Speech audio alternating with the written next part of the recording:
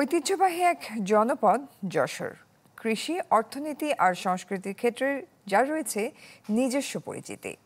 তবে আসন্ন জাতীয় নির্বাচনের প্রাক্কালে এই জেলার মানুষ ভুগছেন নানা সমস্যায়, আর সমাধানের প্রত্যাশায় তাকিয়ে আছে নির্বাচিত সরকারের দিকে।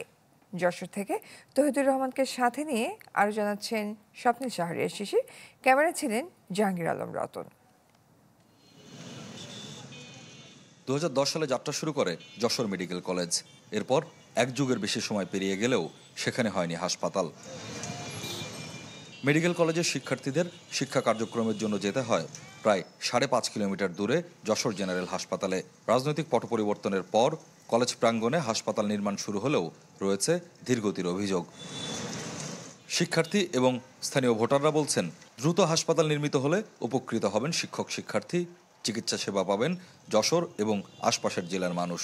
এতে করে আমাদের যাতায়াতের প্রবলেম, প্লাস হচ্ছে টাইম কনজিউমিং, আমরা ওয়ার্ডে এডিকুয়েট সময় দিতে পারি না। এখানে যখন হাসপাতাল হবে সেক্ষেত্রে রোগীদের চিকিৎসা জায়গা আরও বৃদ্ধি পাবে। যারা জনপ্রতিনিধি আসবেন তাদের সকলের কাছেই প্রত্যাশা করি যে যশোরে যেন অনুমতি বিলম্বে এই মেডিকেল কলেজটা চালু করা হোক। যশোরের ভবদহে জলাবদ্ধতার সমস্যা দীর্ঘদিনের, আবার শহরে একটু বৃষ্টিতেই তলিয়ে যায় সব। ভোট সামনে রেখে সাধারণ মানুষের প্রত্যাশা, শহর গ্রামে জলাবদ্ধতার সমাধান করবেন নির্বাচিত জনপ্রতিনিধি। 12 মাস পানি থাকে, আমাদের এই অঞ্চলেও পানি থাকে। যখন বৃষ্টির সময় হয় তখন অবস্থা অনেক খারাপ হয়ে যায়। সমস্ত রাস্তাঘাটে পানি জমে থাকে, এখানে আঠু সমান পানি হয়। এই রোড RICL TMX, যুগের পর যুগ স্থাপনা থাকে মজবুত।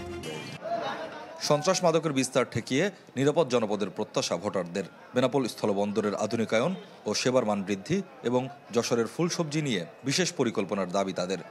আগে যেখানে 400-500 গাড়ি মাল প্রতিদিন ইম্পোর্ট হতো বেনাপোল থেকে, এখানে এখন সেটা অর্ধেকেরও নিচে নেমে এসছে। তবে অবশ্যই আমি চাবো সন্ত্রাস মুক্ত একটা শহর যশোর শহর, এবং নারীর জন্য একটা নিরাপদ শহর।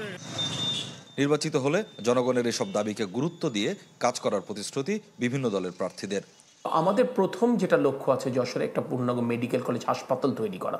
হৃদরোগের চিকিৎসায় আর খুলনা ঢাকায় যেতে প্রতিমধ্যে অধিকাংশ রোগী মারা যাচ্ছে, এটাও এই দীর্ঘদিনে এই সমস্যার সমাধান হলো না। সো করোনারি কেয়ার ইউনিটটাকে পূর্ণাঙ্গ রূপ দেয়, এটা স্বাস্থ্যখাতে আমাদের মূল ফোকাস। চাঁদার বিনিময়ে এই ধরনের যত্রতত্র দোকানপাট বসায় রাস্তাঘাট ব্লক করে যানজট সৃষ্টি করা, এটা থাকবে না। যশোর হচ্ছে বাংলাদেশের সবজি শাকসবজি সাপ্লাইয়ের রাজধানী বলা হয়। যশোরকে বলা হয় ফুলের রাজধানী। প্রয়োজনীয় প্যাকিং, প্রয়োজনীয় স্টোরেজ, প্রয়োজনীয় গুণগত মান, এগুলো নিয়ন্ত্রণ করতে না পারার কারণে বিদেশের মার্কেটটা আমরা ওইভাবে ধরতে পারতেছি না।